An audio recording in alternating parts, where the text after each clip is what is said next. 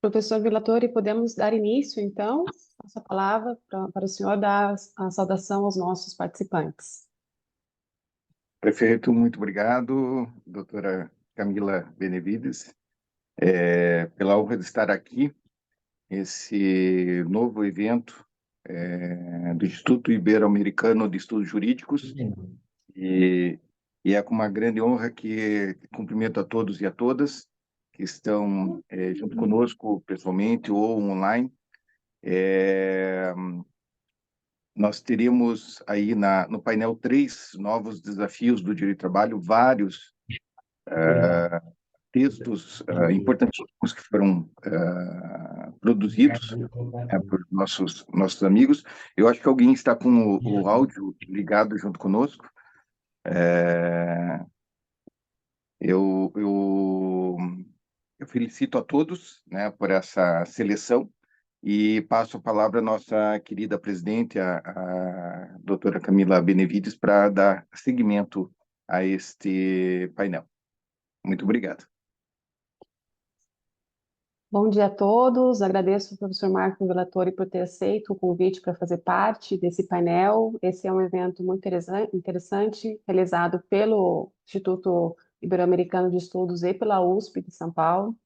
Pego as palavras do professor emprestado também para parabenizar todos os nossos participantes que enviaram artigos muito interessantes, propostas muito relevantes.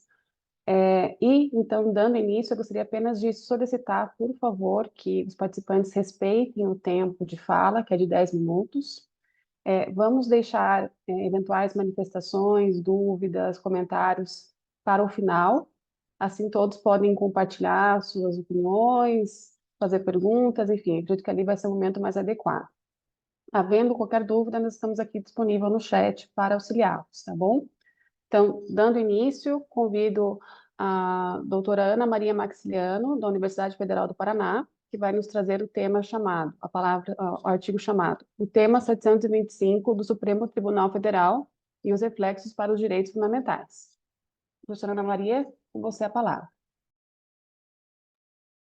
Muito obrigada, doutora Camila. Deixa eu ligar aqui o meu tempo para não passar, claro. Então, em primeiro lugar, eu quero agradecer ao Instituto Ibero-Americano de Estudos Jurídicos e à Faculdade de Direito de Ribeirão Preto pelo seminário proposto, muito interessante, atualíssimo tema de direitos fundamentais. E agradeço também à professora doutora Camila Benevides e ao professor doutor Marco Antônio Vilatori pela proposta do painel Novos Desafios do Direito do Trabalho. Isso porque o tema é de extrema relevância, diante das alterações legislativas propostas, projetos de lei, como no caso da regulamentação do trabalho por aplicativos, bem como das decisões do Supremo Tribunal Federal, que em conjunto vem implementando uma nova morfologia para o mundo do trabalho. Pois bem, então, a professora Camila já falou o tema do meu trabalho, não é? Que é o tema 725 do Supremo Tribunal Federal e os reflexos para os direitos fundamentais. Nesse caso, é um trabalho preponderantemente empírico, tá? Que eu faço a análise das decisões do Supremo Tribunal Federal nas reclamações, as decisões monocráticas, né, as reclamações advindas do tema 725, para o ano, especificamente no ano de 2023, de janeiro a dezembro. Então, dessa forma, para tratar da teoria base dos direitos fundamentais e da construção do fenômeno da terceirização, tendo em vista a legislação e decisões do Poder Judiciário especialmente, o artigo ele trata da análise empírica das decisões monocráticas, né, conforme eu já falei, dos ministros no ano de 2023. O tema 725, ele é emendado com o seguinte texto. É lícita a terceirização ou qualquer outra divisão de trabalho entre pessoas jurídicas distintas, independentemente do objeto social das empresas envolvidas, mantida a responsabilidade subsidiária da empresa contratante. A fundamentação do acórdão partiu do entendimento de que a terceirização atende à dinâmica da economia moderna, que visa a maior eficiência possível, como ocorre nas mais valiosas empresas do mundo. A racionalidade econômica sempre presente nas decisões, não é, do Supremo.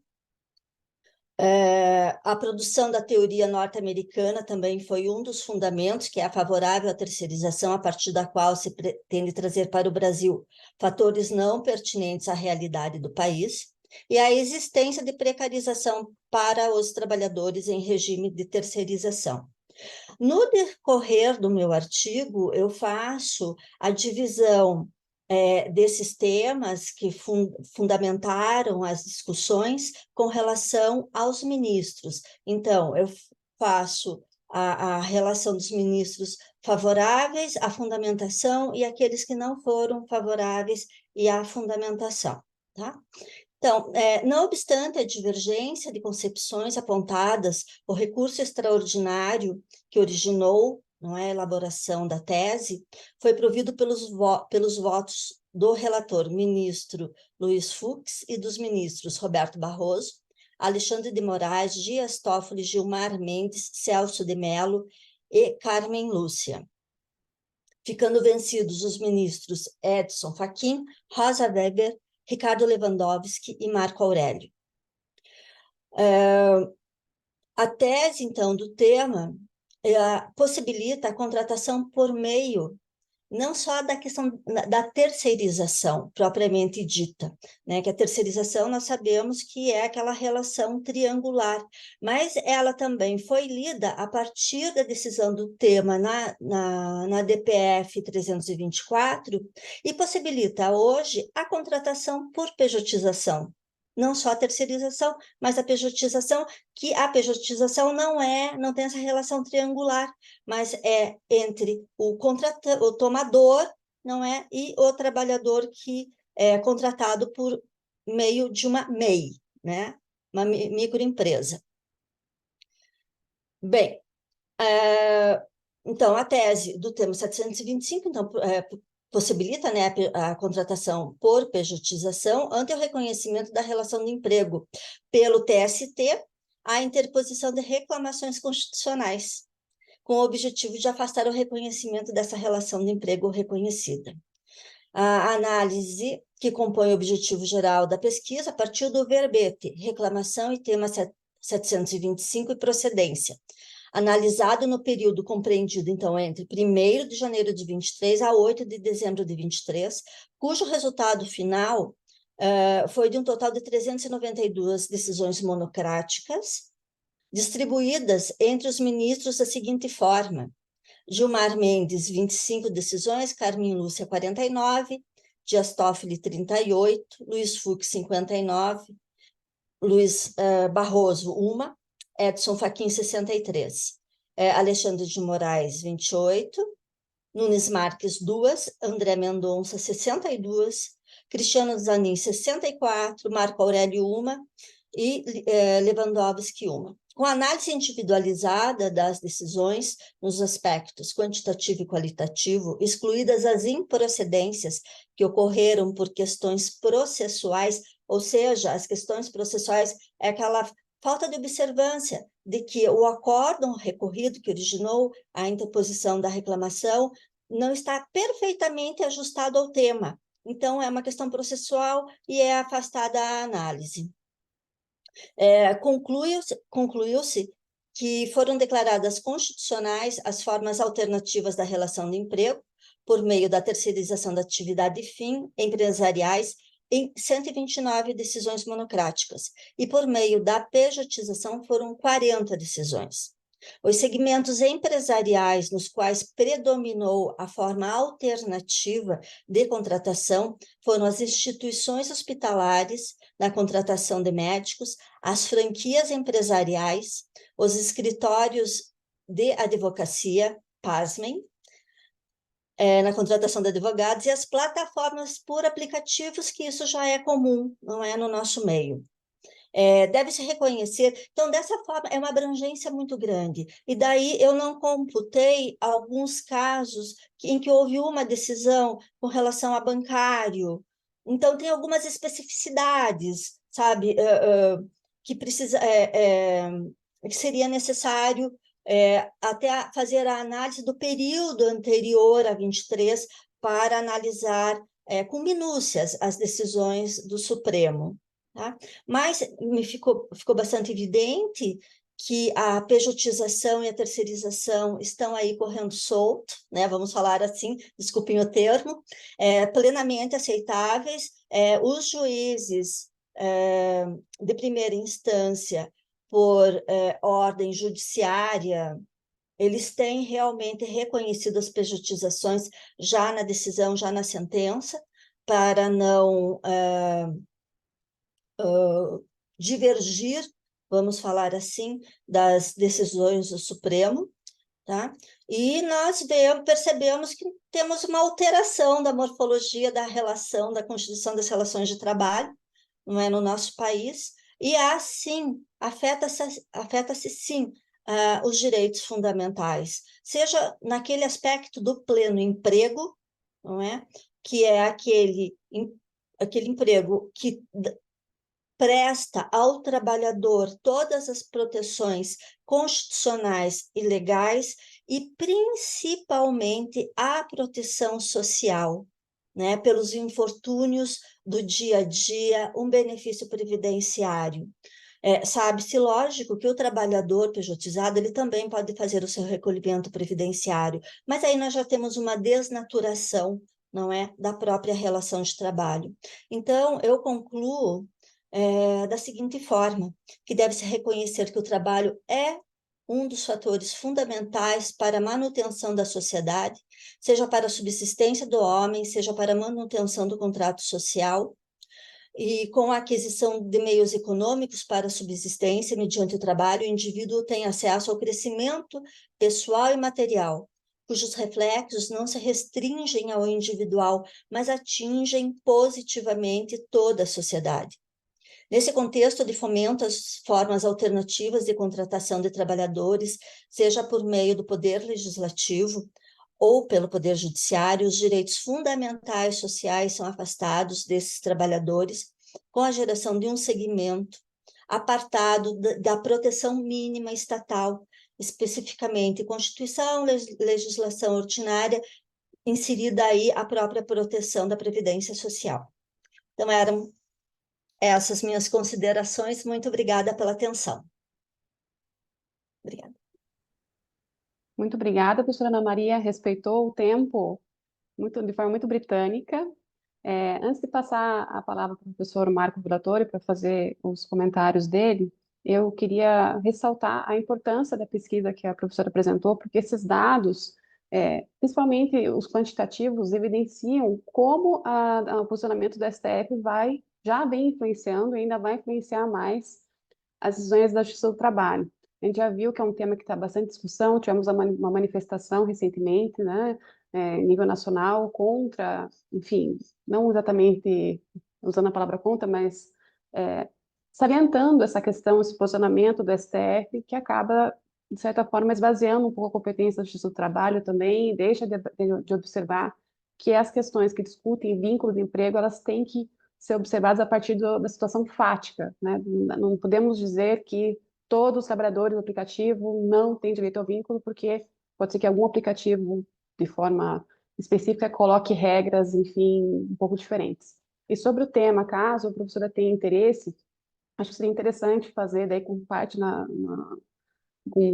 analisando a parte dos trabalhadores de plataforma, um estudo comparativo, porque existe atualmente na União Europeia uma proposta de diretiva que busca, enfim, sanar essas questões que vieram a partir da utilização dessas plataformas, e aqui, seguindo uma coisa que a gente já existe no Brasil há muito tempo, a partir do momento que o empregador reconhece a prestação de serviço, passa a ser dele o vínculo, o ônus de provar que aquele trabalhador de aplicativo não era um empregado registrado. Então, a proposta, que não tá em vigência ainda essa diretiva, mas a proposta, na forma como ela está redigida hoje, diz exatamente isso, que a partir do momento que a plataforma reconhecer a prestação de serviço, vai ser dela o ônus de comprovar que aquele empregado não é, então, um empregado subordinado.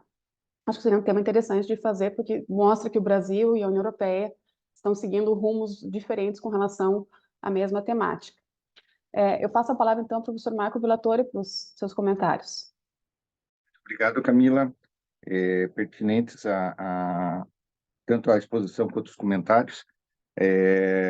Eu participei da banca da professora Ana Maria Maximiliano, de doutorado na Universidade Federal do Paraná, e hoje ela é nossa orientanda. Na verdade, está fazendo estágio de pós-doutorado na Universidade Federal de Santa Catarina comigo, né? Não existe orientador nesse caso. E a temática ela vem evoluindo, né, com a Ana Maria sobre essa questão de terceirização e o tema do Supremo Tribunal Federal, né? Eu hoje de manhã li a julgamento lá no Supremo Tribunal Federal, mantendo o vínculo de emprego de corretor de imóveis. Então, nós vemos uma situação da primeira e segunda turmas, quando depois vai para o pleno, às vezes muda alguma coisa, e a insegurança jurídica ela é bem grande, né? Ainda mais essa questão do trabalho em plataformas, o nosso Congresso Nacional mexendo na questão de uma legislação sobre o assunto, havendo movimentação dos trabalhadores em plataforma no sentido de que não estão gostando do que está vindo desse projeto de lei. Então, é algo de se pensar muito, né? Porque é o nosso futuro mesmo. Então, parabenizo a Ana Maria, parabenizo os seus comentários, Camila, e passo a palavra novamente a você. Obrigado. Parabéns. Então, dando sequência ao nosso painel, eu convido os pesquisadores Ana Midori Tamanaka, Heloísa de Moura Domingues e Juliana Kiosen Nakayama, peço desculpa talvez por não pronunciar o sobrenome corretamente, na Universidade Estadual de Londrina. Elas estão conectadas? Estão. O artigo que elas apresentaram é intitulado Entre a Dignidade e a Disrupção, Desafios do século XXI nas relações trabalhistas brasileiras diante da ascensão tecnológica. Bom dia, é possível me ouvir? Sim. Começo então cumprimentando os senhores, é uma satisfação estar aqui para compartilhar um pouco mais, né, sobre os novos desafios encontrados no ambiente do direito do trabalho. E inspirado nessa temática, então, eu e a Ana Midori, né, que somos graduandas do 6º semestre em Direito pela Universidade Estadual de Londrina, nós desenvolvemos o presente resumo intitulado Como Bem Citado. Bom, esse é um tema atual, né, e muito pertinente, justamente em relação da complexidade da interação entre a lei brasileira e o presente cenário que nós assistimos. Por um lado, nós temos a Constituição Federal como uma guardiã dos direitos fundamentais, protegendo de forma diluída o princípio da valorização do trabalho humano, né, em todos os seus dispositivos, e de modo convergente, a gente percebe esses nobres ideais muitas vezes sendo subvertidos em um ambiente onde o valor do trabalho é frequentemente eclipsado pelo imperativo do lucro e da competitividade.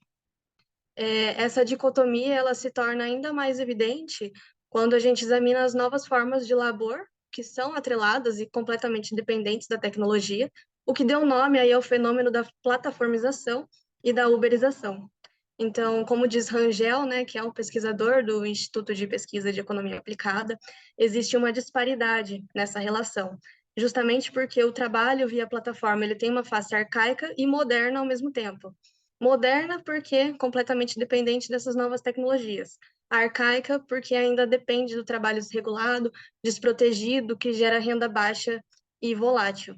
Então, aqui a gente pode até indagar, será que existem, né, formas de torná-las atividades mais justas, ou será que a precarização é uma qualidade intrínseca a essa atividade? E o que eu posso dizer no presente momento é que nós somos testemunhas de uma deterioração das relações trabalhistas devido à falta de regulamentação adequada, mas pode ser que existam flashes de avanços legislativos que serão, inclusive, tratados aqui mais à frente.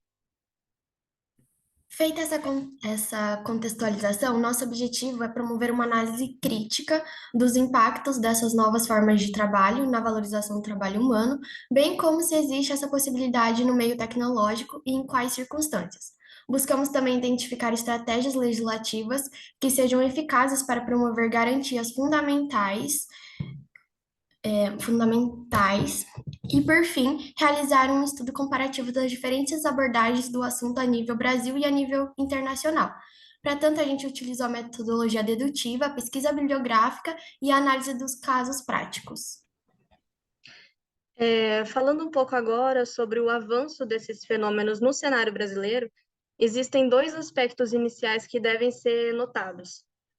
O mercado de plataforma ele é completamente relacionado ao amplo desemprego e exatamente à qualidade da precarização do mercado de trabalho. Então, a gente pode dizer que tanto o desemprego quanto a informalidade seriam as raízes dessa instauração do mercado de plataforma aqui no Brasil, uma vez que se configuram como modelos de negócios que se valem exatamente da abundância e da oferta de mão de obra. E, nesse contexto, a pandemia foi um vetor extremamente importante que, valendo-se desses dois aspectos que eu citei, funcionou como uma espécie de salvação à época, né, em que a gente viu aí uma demissão em massa. E dentro do âmbito do mercado sob demanda, também emergem questões relativas à regulamentação. Essa, né, por sua vez, faz referência à categorização da atividade como um trabalho autônomo ou como vínculo empregatício. E, se assim for considerado, ressalta, então, a responsabilidade da empresa, ao mesmo tempo em que chama a atenção do papel do próprio Estado. E, nesse quesito, a própria Uber, em nota, ela afirma o não reconhecimento do vínculo empregatício. Só que quando a gente observa as presentes decisões internacionais, é possível notar que elas não compatibilizaram com essa ideia da Uber. No Reino Unido, né, por exemplo, a Suprema Corte decidiu em 2021 que os motoristas tinham, sim, categoria profissional, fazendo com que esses tivessem direito a salário mínimo, direitos de férias, de aposentadoria, e aqui eles apresentaram, então, uma categoria intermediária entre o empregado e o autônomo. Essa decisão ela se baseou na análise do grau de controle que a Uber exercia sobre esses motoristas e na natureza, então, desse vínculo entre a empresa e o motorista parceiro. Então, aqui alguns elementos foram categóricos para o reconhecimento do vínculo, especialmente a subordinação. Na França, é interessante porque eles destacaram a posição da empresa na relação. Então, não existe um mecanismo completamente estatal para oferecer esse benefício da Seguridade Social, mas sim o Estado entra como um vetor importante de forma a impor que as empresas ofereçam, por conta, maiores proteções ao trabalhador. E no Brasil, o número de trabalhadores constantes na informalidade, sobretudo a classe que a gente está tratando aqui, tem crescido cada vez mais, né? E diante desse cenário, a recente assinatura da proposta do projeto de lei, né, que aconteceu agora, no dia 4 desse mesmo mês, representou uma espécie de marco em direção à regulamentação dessa atividade.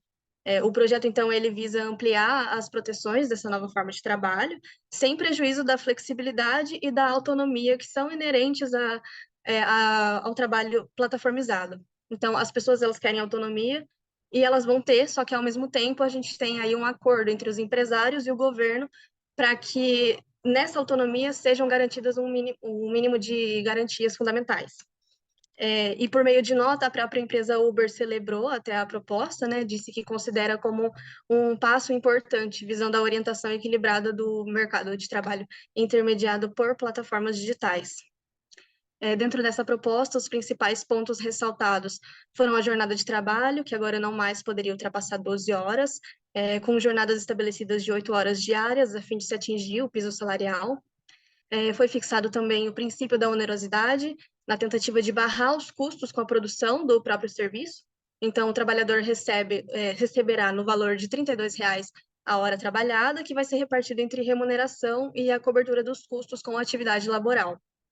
Também destacou a Previdência, os trabalhadores recolherão, então, 7,5% sobre os valores referentes à remuneração e os empregadores 20% sobre o mesmo valor.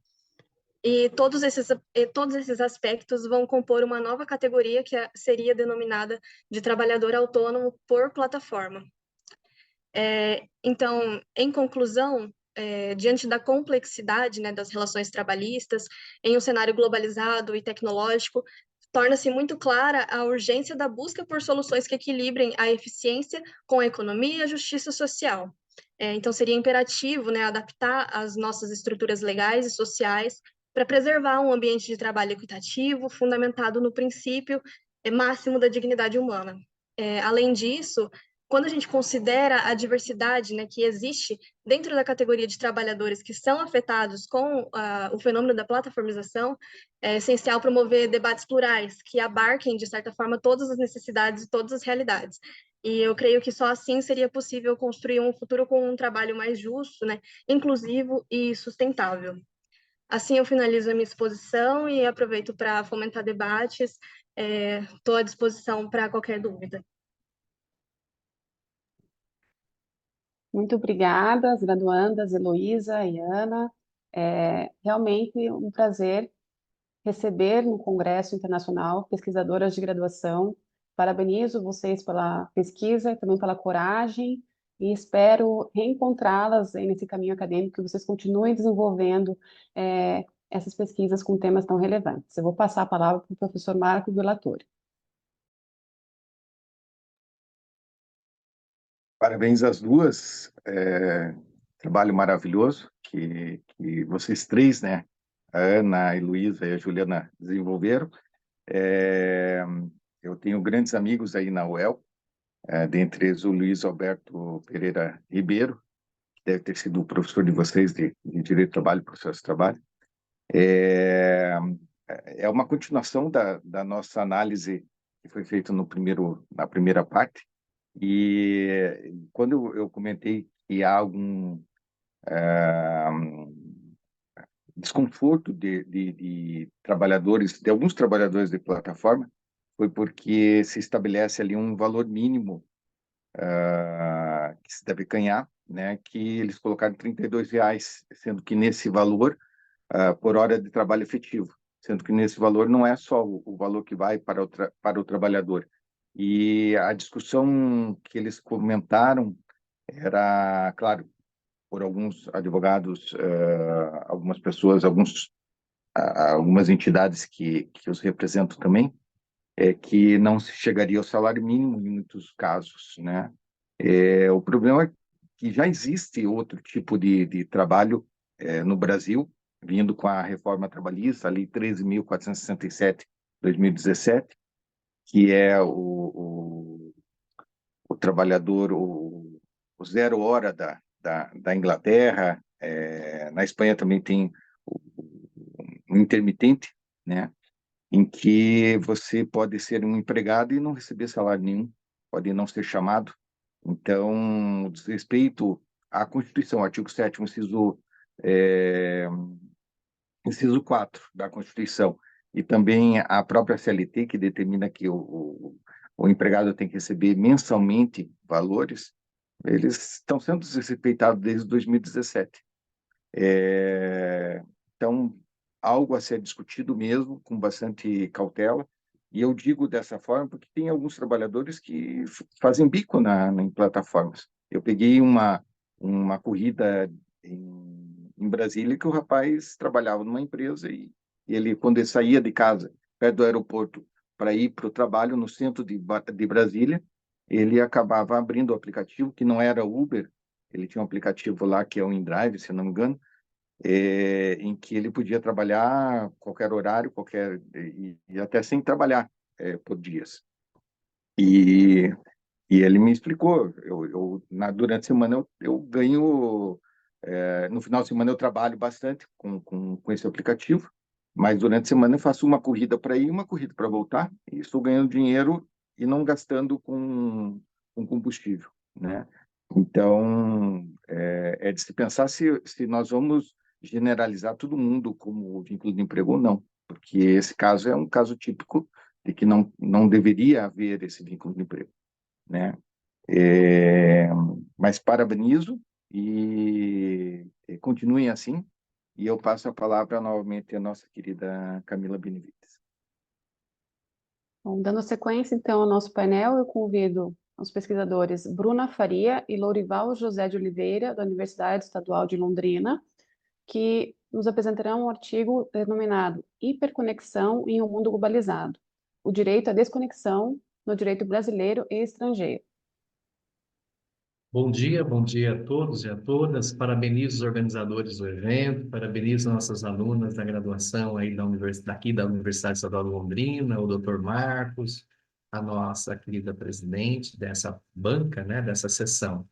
Na verdade, esse artigo que nós estamos apresentando, ele é resultado de um projeto de pesquisa. Eu sou professor da pós-graduação, junto com o professor Luiz, professor Marcos, aqui da pós-graduação, mestrado, doutorado, estrito sensu, em Direito Negocial da UEL, e eu tenho aqui comigo a Bruna, nossa orientanda, nossa doutoranda, que desenvolveu o artigo sobre a nossa supervisão, que também é um desdobramento do tema que foi apresentado pela professora Ana Maria. No nosso caso, é o direito à desconexão. Todos nós sabemos que uma boa parte dos trabalhadores hoje já não tem mais uma jornada definida, ainda mantém-se em contato com a empresa em feriados, em períodos de repouso, em períodos de descanso. E existe uma questão que foi levantada, principalmente por conta de que alguns países europeus já regulamentaram o direito à desconexão, coisa que não ocorreu no Brasil, se aqui haveria ou não a necessidade dessa regulamentação também, considerando principalmente que já está contido aí na Constituição Federal. Então, eu deixo a palavra com a doutoranda Bruna para que ela desenvolva esse artigo. Oi, bom dia a todos. Eu sou doutoranda aqui do programa, orientanda do professor, e eu vou falar um pouquinho da estrutura do artigo. A gente estruturou o artigo em 3 partes, 3 sessões. A primeira parte a gente tentou entender porque o direito à desconexão está sendo tão debatido na atualidade. E o que percebemos é que a gente vive num contexto de globalização econômica, de avanços tecnológicos, e que esses avanços tecnológicos estão tendo impactos na população, tanto brasileira quanto a população global. E um dos principais fenômenos que a gente está vendo é o fenômeno da hiperconexão. Por quê? Porque a maior parte da população tem acesso à internet, tem acesso a um celular. Então, mesmo quando você saiu do seu trabalho, muitas vezes você ainda recebe mensagens para fazer determinadas atividades relacionadas ao seu trabalho. E isso, de certa forma, está violando o direito ao descanso das pessoas, o direito ao lazer que elas têm direito. E esse foi o que a gente analisou na primeira sessão do trabalho. A segunda sessão do trabalho, a gente conceituou o direito à desconexão. Muitas pessoas acreditam que o direito à desconexão é simplesmente o direito de não ser contactado, e ela não é simplesmente isso, ela vai muito além disso, porque o direito à desconexão, ele é o direito de se desligar, o direito de poder descansar, o poder de poder ter lazer, sem ser interrompido. Então, isso a gente analisou e a gente foi também tentando buscar nas outras legislações estrangeiras como esse direito está sendo adotado, porque, como eu falei, a população global, o Brasil, a gente está discutindo cada vez mais esse tema, especialmente depois da pandemia e durante a pandemia. E o que a gente notou é que a França foi o primeiro país a adotar esse direito, só que adotou na forma de princípio, então muitos juristas na época achou que seria um artigo que não teria tanto efeito no código de trabalho deles, só que vários julgamentos na França estão protegendo, estão resguardando esse direito. A gente também analisou o Portugal, que, na verdade, em vez de ser um direito de desconectar, é um dever das empresas de não entrar em contato, então eles invertem. Depois também analisamos a Austrália, porque a Austrália foi talvez o único país assim no mundo que tem uma legislação mais completa sobre esse direito à desconexão. Ele não só o que é esse direito, mas ele também estabelece situações e hipóteses em que esse direito, por exemplo, pode ser violado, né, que é no caso de força maior ou caso fortuito. E a Argentina e o Chile também seguiu nesse caminho. As legislações deles estão parecidas com a da australiana, só que ela é mais restrita no sentido de que só se aplica a teletrabalhadores, porque foi uma das maiores pautas na época, durante a pandemia, que estava sendo discutida. A Itália, a mesma coisa, só que a Itália é um pouquinho pior ainda, porque se restringe a teletrabalhadores, mas apenas um segmento específico de teletrabalhadores. E aí, no terceiro capítulo, a gente perguntou se realmente há necessidade de regular esse direito no Brasil, porque não está previsto tanto em legislação infraconstitucional quanto constitucional, e chegamos à conclusão que não precisa, porque ela é uma extensão dos direitos previstos na Constituição Federal. Além disso, existem vários julgamentos que estão protegendo e reconhecendo esse direito. E também temos 3 projetos de lei. A primeira foi arquivada, porque só estabelecia uma previsão muito básica, simples, do que seria esse direito de desconexão. E as outras 2 estão em trâmite no Congresso Nacional, tentando expandir o direito à desconexão não somente para os trabalhadores, mas também para os funcionários públicos.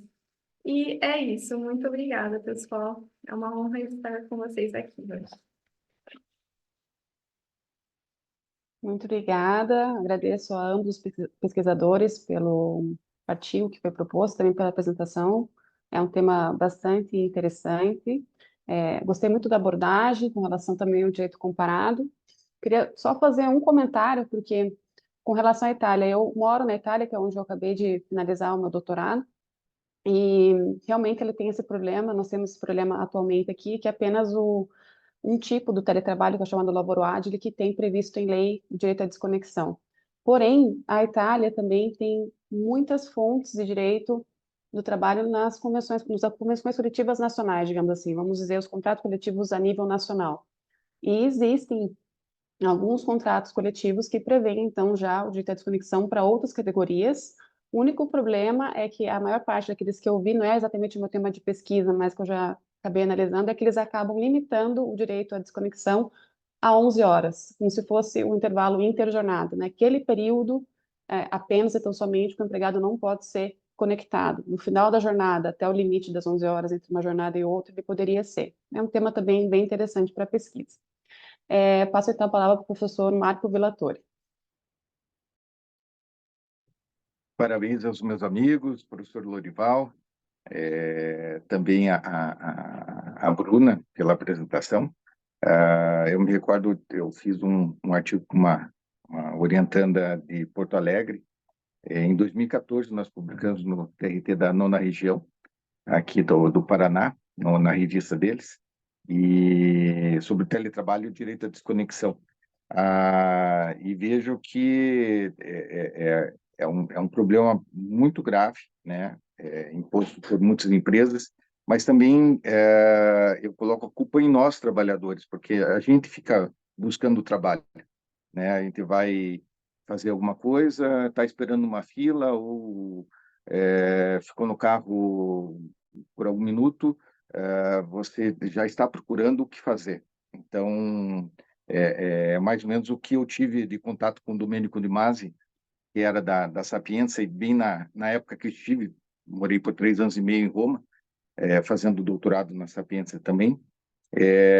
Eu fui num evento dele e fui conversar com ele depois, né? E daí eu perguntei, professor, o senhor aplica o que o senhor coloca nos seus livros, né? Principalmente no ócio criativo? Daí ele falou assim, Villatori, não dá, né? Porque a gente tem muita coisa para fazer, não sei o que, tal. E tem lá a passagem de que ele tinha um escritório e morava no mesmo prédio, só que em andares diferentes. E tinha dia que ele não conseguia descer as escadas para ir dormir em casa. Então, ele dormia no sofá do escritório. Então,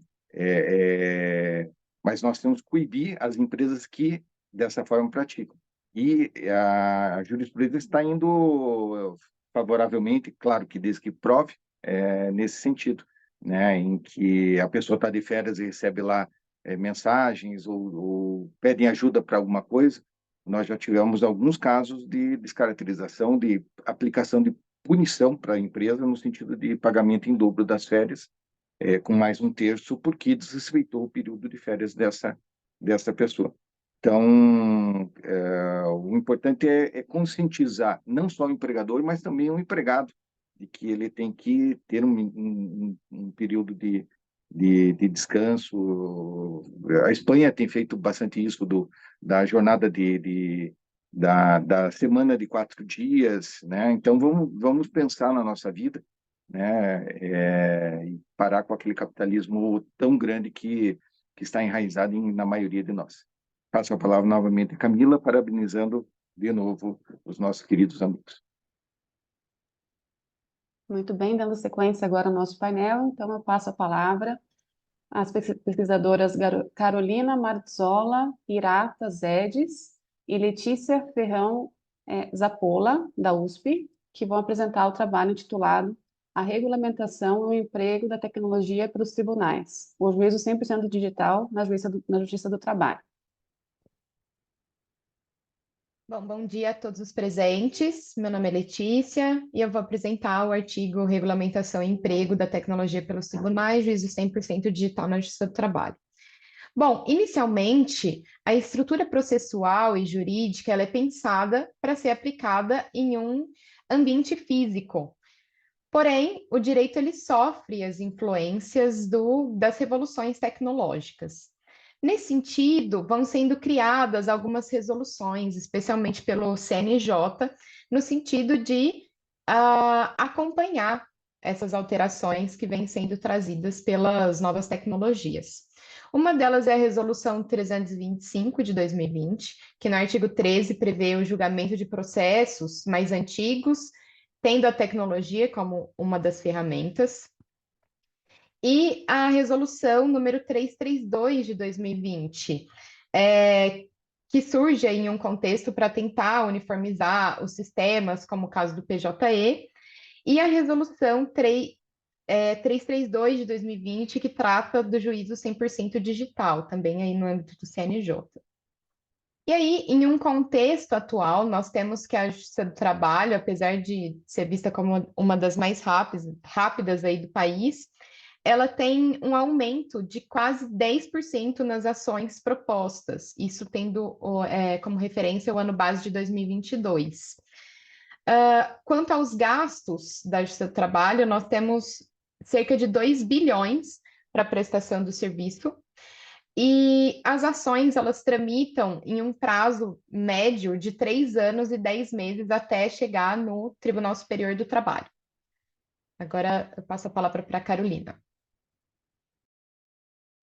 Bom dia a todas e a todos. Então, dando continuidade aqui à fala da minha colega, da Letícia, eu gostaria de destacar que, na verdade, o juízo 100% digital, ele acaba fazendo aí parte de um contexto do Programa de Justiça 4.0, que engloba uma série de resoluções que foram editadas pelo CNJ. Então, tem a regulamentação da inteligência artificial, a resolução 332 de 2020, a plataforma judicial do Poder Digital do Poder Judiciário, a resolução 335 de 2020, a regulamentação do balcão virtual, a resolução 372 de 2021, e também a resolução 345 de 2020, que regulamenta o juízo 100% digital, né? Então, aqui no nosso artigo, a gente debate, na verdade, um movimento que não é um movimento tão recente, mas que começa na década de 90 e prossegue aí até o início dos anos 2000, quando a gente começa o debate sobre isso, que são as inflexões da tecnologia no processo.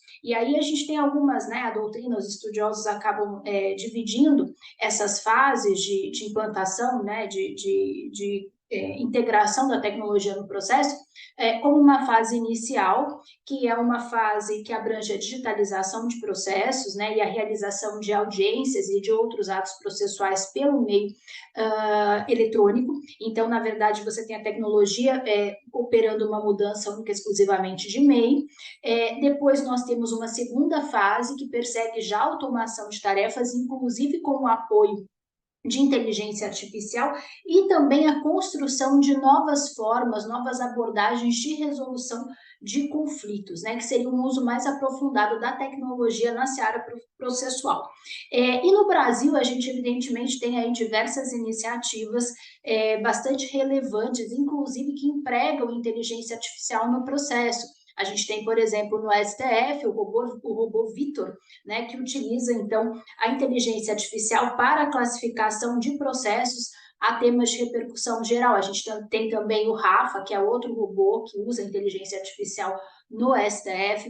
A gente tem iniciativas semelhantes no STJ, por exemplo, DataJunt, e no TST a gente tem aí, trazendo já para a esfera trabalhista, o chamado BEM-TV, né? O BEM-TV, ele faz a análise automatizada da transcendência, e justamente é uma análise não só automatizada, mas uma análise também customizada por gabinete de ministro, tendo em vista as decisões anteriores relativas à transcendência em casos anteriores, tendo por parâmetro única e exclusivamente aquele gabinete, né? Bom, mas o fato é que agora, trazendo para o objeto do artigo, que é justamente o juízo 100% digital, a gente tem o juízo 100% digital como sendo aquele que, tendo por base normativa a Resolução 345 de 2020 do CNJ, ele consiste basicamente na prática exclusiva de todos os atos processuais por meio eletrônico, né? Isso por meio, na verdade, utilizando aí a rede mundial de computadores. É preciso lembrar que o juízo 100% digital, ele pode ser aplicado a processos de qualquer área, inclusive da área trabalhista, né? E se aplica, inclusive, a processos que já estão distribuídos, caso as partes concordem com esse meio de tramitação da ação. O juízo 100% digital é uma via opcional da parte, então a parte demandante, o reclamante, no caso, ele declina a sua opção pelo juízo 100% digital no momento do ajuizamento da ação, e então a parte ré, né, a parte demandada ou reclamado, ele pode se opor a essa opção, e no processo do trabalho, a Resolução 345 de 2020 utiliza o prazo de até 5 dias contados da notificação inicial, que é um prazo semelhante aí ao previsto no artigo 800 da CLT, para a oposição da exceção de incompetência territorial.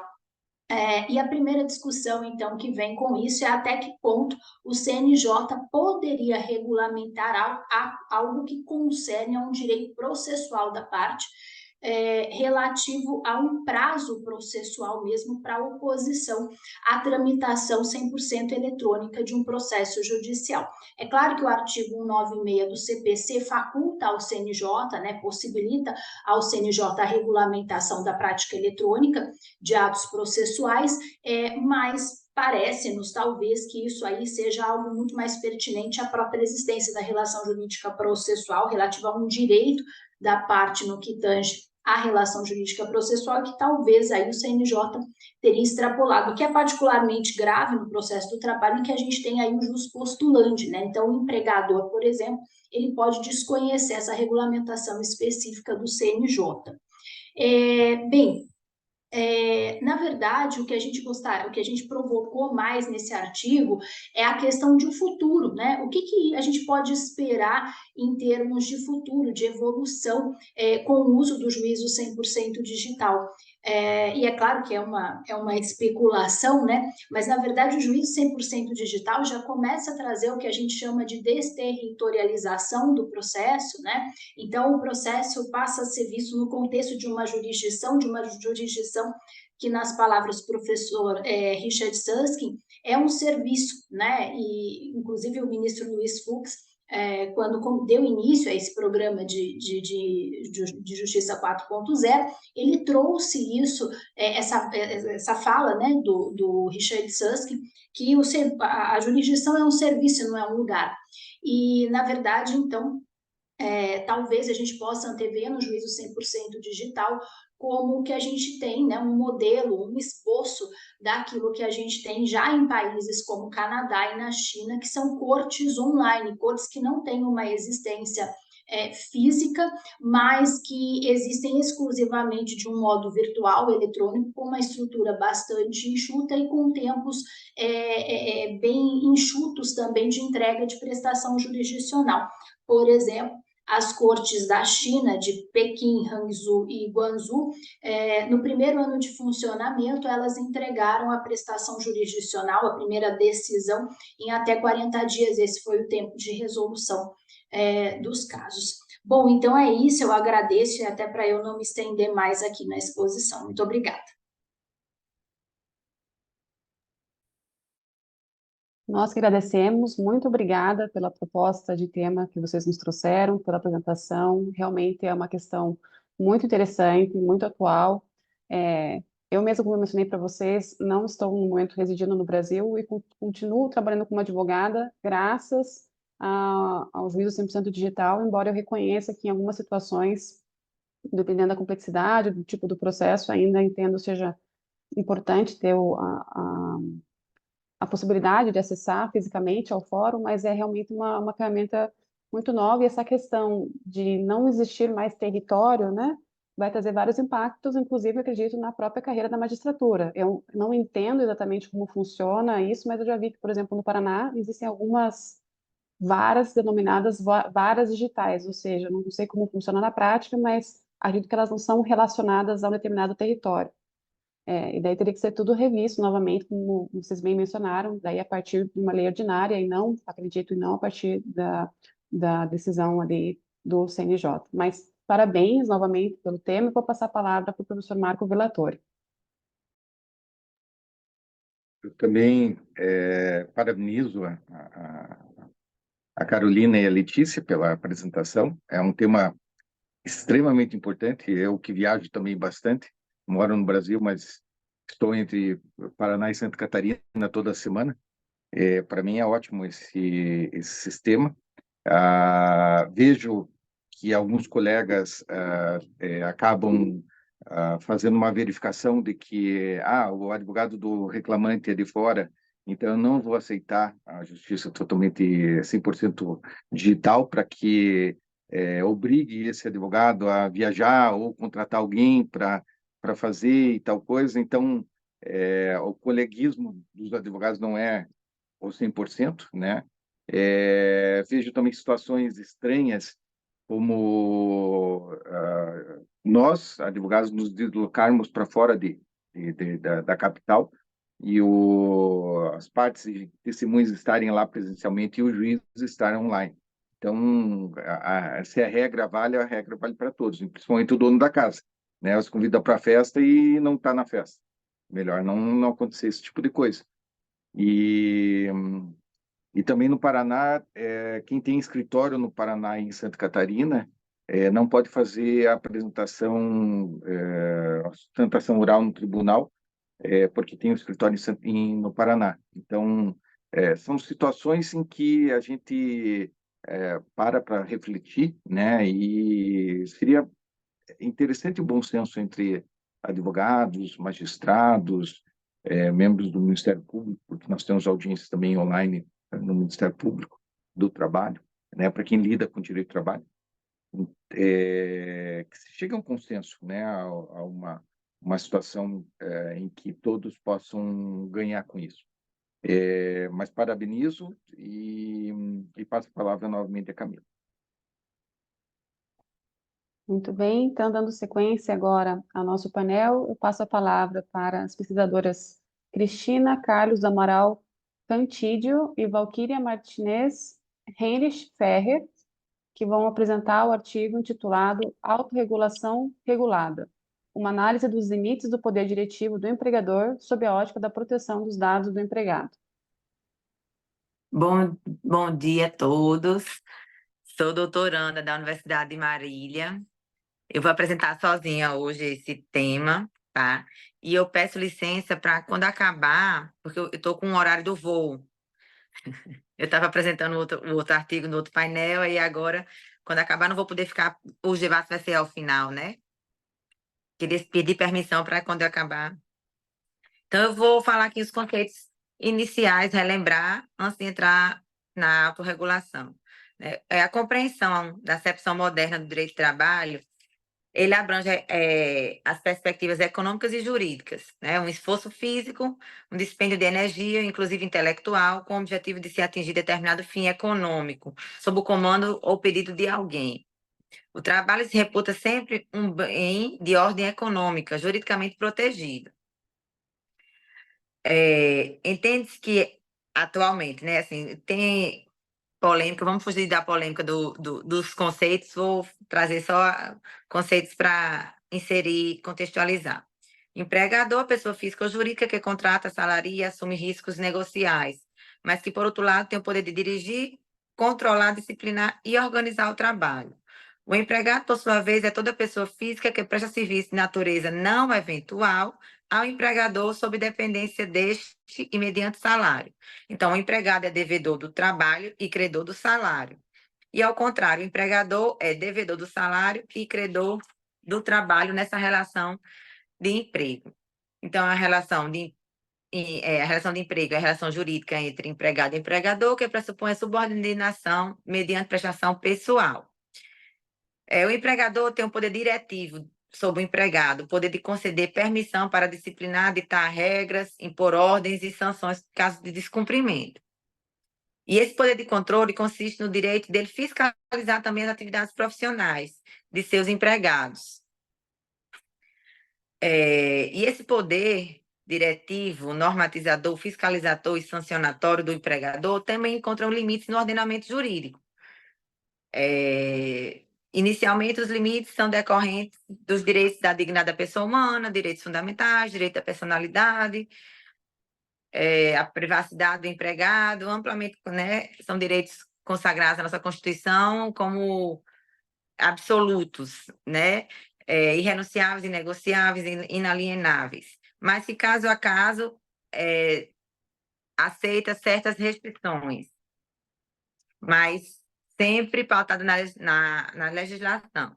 Então, os direitos de personalidade são, genericamente, direitos para contrair obrigações ou deveres na ordem civil. E são conceituados direitos essenciais, inerentes à pessoa humana.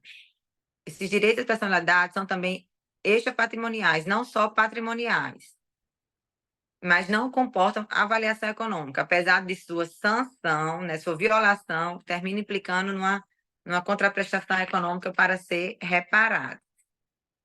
A Declaração dos Direitos Humanos, de 1948, prevê em seu artigo que ninguém será sujeito à interferência na vida privada, no lar ou sem a sua correspondência, nem ataque à sua honra. Então, é um direito consagrado a nível nacional e internacional.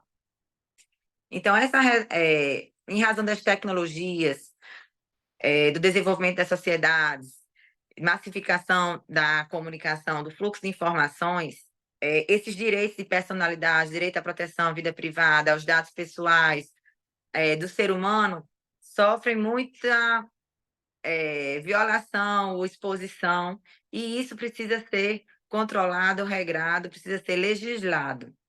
Então, os dados pessoais amplamente disponibilizados na rede mundial de computadores, com foco na proteção da atividade da intimidade e dos dados pessoais, foram protegidos no nosso ordenamento jurídico pela Lei Geral de Proteção de Dados. E nisso temos a ANPD, que é a Agência Nacional de Proteção de Dados. Então, nesse sentido, entra a autorregulação, né, que é caracterizada pela intervenção dos entes privados no processo de regulação, estipulação de normas para gerenciar riscos e evitar o descumprimento da legislação, sempre com o fim de auxiliar que o ente privado cumpra a legislação que lhe for aplicável. E, nesse sentido, o limite é a própria legislação. Então, os dados pessoais na relação de trabalho também estão inseridos nessa proteção.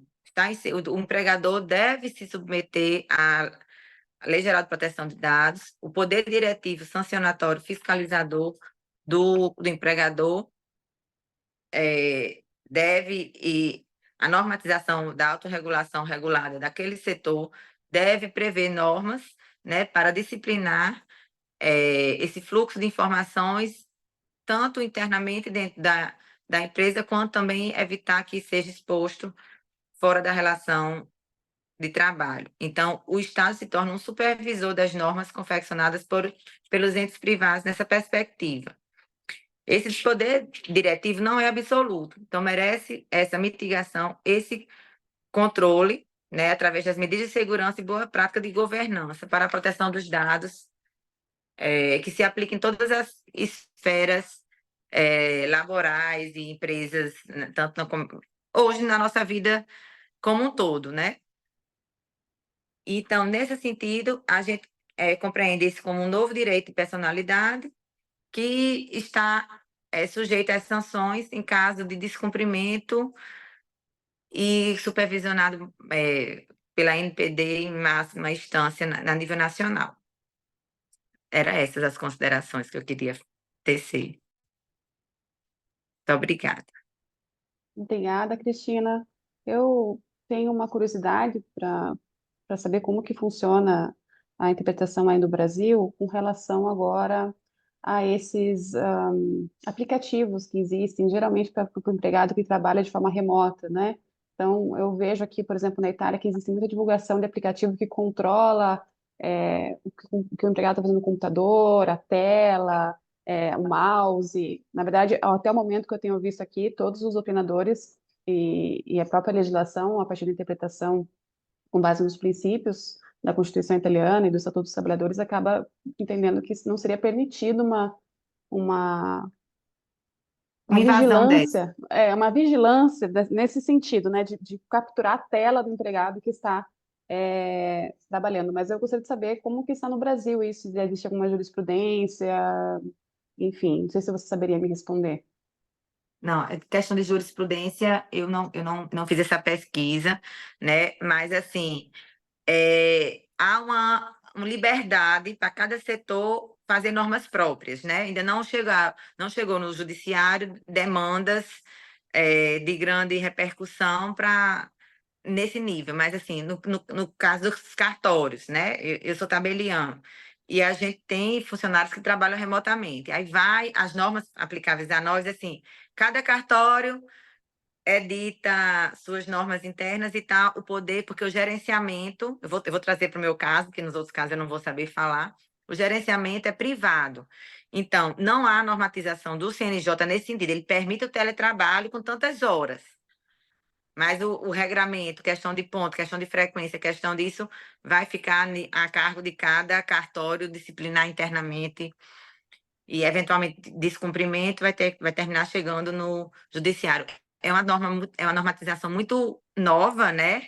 Que está surgindo agora, o que a gente vê muito é questão de vazamento de informações privadas, no caso dos cartórios, de terceiros, que a gente tem que proteger as informações, né, de todo mundo que tem os seus registros em cada cartório. E a gente tem que ter um cuidado com os funcionários para eles não deixarem vazar essas informações. Um exemplo, às vezes a gente está atendendo no balcão, deixa uma escritura de compra e venda ou um divórcio, né? E às vezes nem é relacionado ao empregador, aquele caso, mas é relacionado a um terceiro. Só que aí eu tenho o dever de cobrar e de punir eventual descumprimento. Por quê? Já teve casos de um advogado, de cliente, printar uma escritura de divórcio e causar constrangimento e confusão na cidade e tal, com o cartório, porque ele não foi, o funcionário não teve a guarda dos dados devidamente, deixou ali uma escritura de divórcio que não era para ser publicizada, só por meio de certidão. Aí o cartório, eu teria que entrar com ação, eu vou ser responsabilizada e depois vou ter que entrar com ação de regresso contra o meu funcionário. Mas aí, cadê a norma? A norma geral é a norma que diz que essa um dado pessoal que tem que ser preservado. Não foi do meu funcionário, foi de um terceiro. Mas, nesse caso, eu tenho o poder de direção então, assim, é importante, recomendo que cada cartório faça um padrão de conduta, né, uma normatização, uma cartilha para organizar o seu serviço interno e evitar, né, maiores problemas, nem com terceiros e que a gente tenha que se voltar contra o funcionário que deixou vazar a informação. E ainda mais quando as informações entre eu e meu funcionário, né? A questão de carteira de trabalho, questão de doença de trabalho, são informações. Eu tenho uma funcionária que teve que sair com câncer.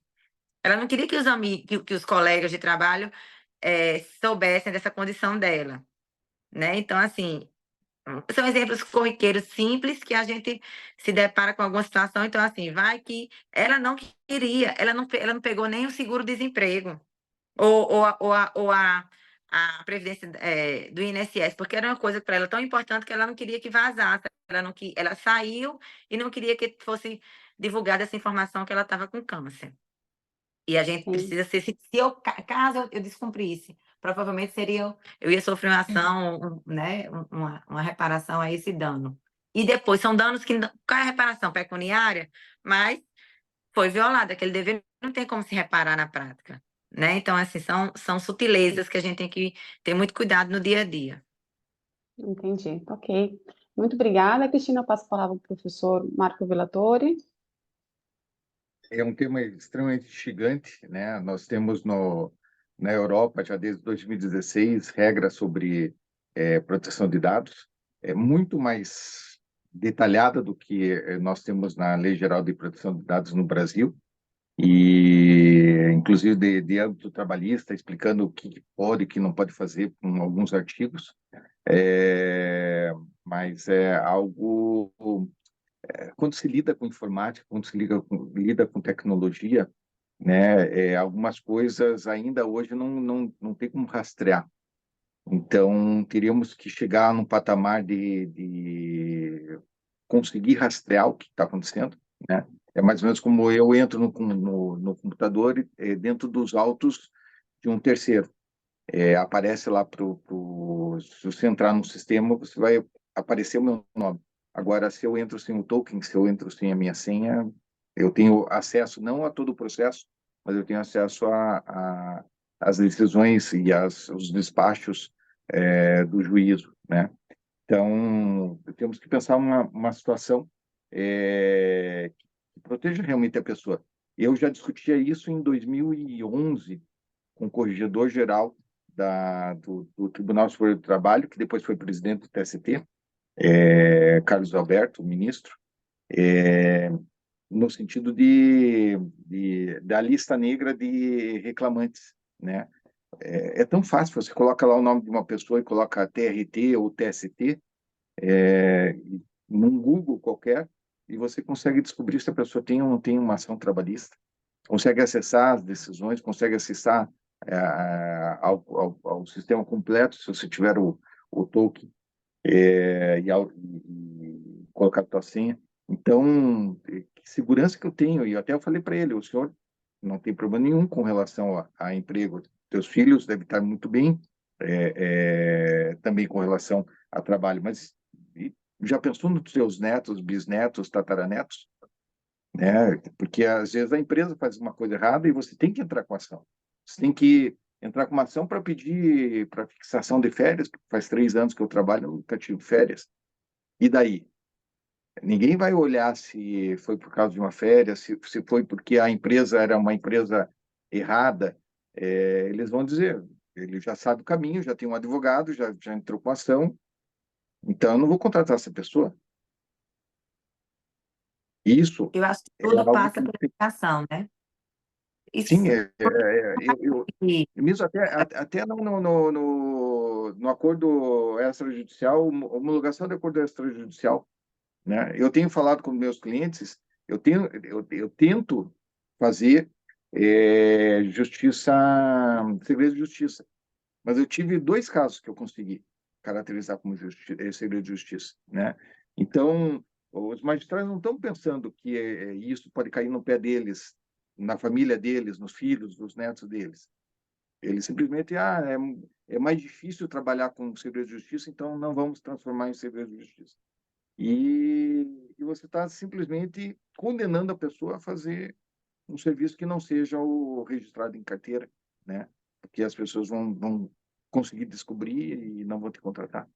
Então, está extremamente complicado e a própria Justiça do Trabalho não ajuda em nada, né? No meu entender, ela não ajuda em nada a partir do momento... Aí até o corregedor perguntou para mim, porque eu era presidente da Associação dos Advogados Trabalhistas do Paraná, estava com reunião com ele, porque ele estava fazendo a correção parcial dentro do Tribunal do Trabalho do Paraná. Daí ele dizia, mas como fazer? Deve ser fácil, é só transformar tudo em PDF e colocar o número dos autos. Só vai acessar quem tem acesso aos autos, ao número dos autos. Ninguém vai encontrar como Carlos Alberto ou Marco Villatori.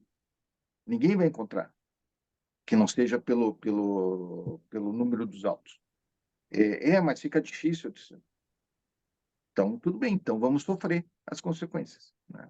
Isso só vai resolver na minha ótica, assim, a longo prazo, que é uma coisa nova, que a gente está sendo educado e está tendo conhecimento da importância de proteção e do respeito, né? Então, talvez com gerações para frente é que a gente vai conseguir um resultado prático mais satisfatório, porque acho que na nossa geração, assim, a gente é muito novo, até a gente não está acostumado a ter esse cuidado, a ter isso, a gente tem que respeitar, isso pode ser, a gente acha que não tem importa, assim, que é coisa besta, que não tem problema, que não precisa de tanta proteção, até vir o problema, né? Isso tudo vai pela conscientização, porque é difícil materialização, é difícil da gente comprovar, é difícil a gente evitar um dano, né?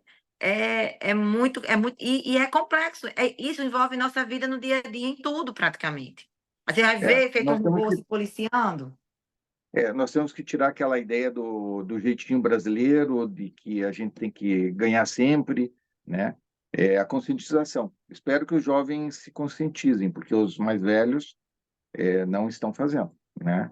E eu, com 154 anos de idade, eu posso dizer que vivi bastante, tenho bastante experiência nisso.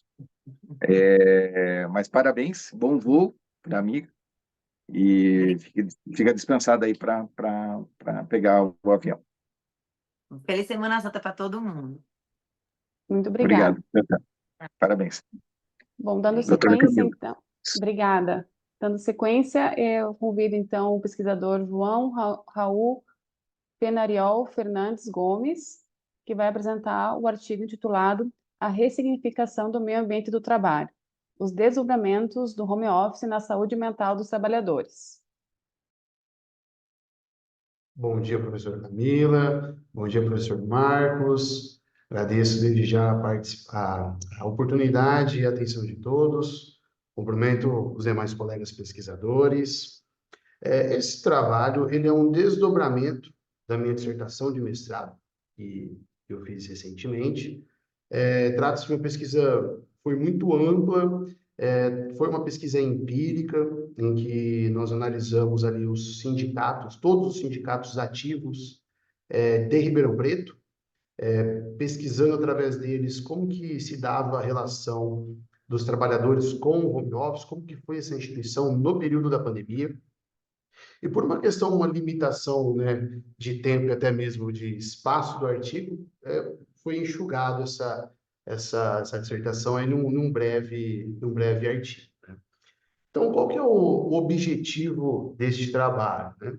É justamente investigar o conceito de meio ambiente de trabalho ao longo da história. Como que o conceito de meio ambiente de trabalho ele evoluiu juntamente acompanhando as tecnologias, o aumento da tecnologia. Também teve por objetivo analisar os fatores que compõem esse meio ambiente de trabalho, fatores pessoais, ambientais, ecológicos, econômicos e sociais, e como eles influenciam diretamente na saúde mental do trabalhador. E aí eu utilizei, para fazer essa análise, a teoria da perspectiva laboroambiental, que foi uma teoria desenvolvida pelo meu orientador, professor Victor Hugo, na sua tese de doutorado. Então, utilizo ela para fazer essa análise. E, por fim, o objetivo é também entender como que se dá a regulamentação atual do home office no Brasil. Se tem regulamentação, se não tem, e quais são as brechas que nós temos aí, e as falhas que a legislação brasileira tem. A metodologia utilizada, ela foi a pesquisa bibliográfica e a coleta de dados. Como eu disse, por uma limitação de tempo e de espaço, não consegui trazer aqui todas as pesquisas de campo, os dados de campo que nós coletamos durante o mestrado. E a análise e o tratamento desses dados foi feito pelo método dedutivo. E o trabalho, então, ele se desenvolve em 4 partes, né?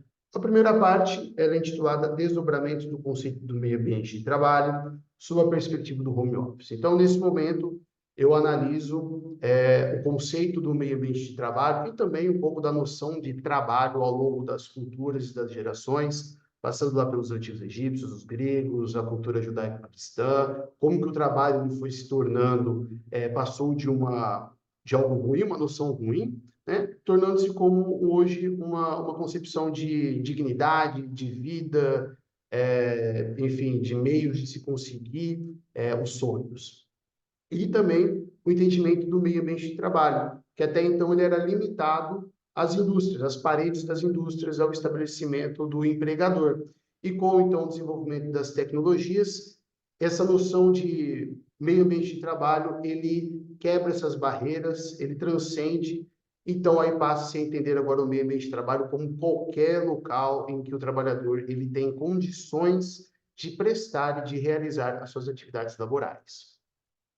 O segundo momento, o segundo ponto, ele trata sobre os reflexos do home office na saúde mental pela perspectiva labor ambiental.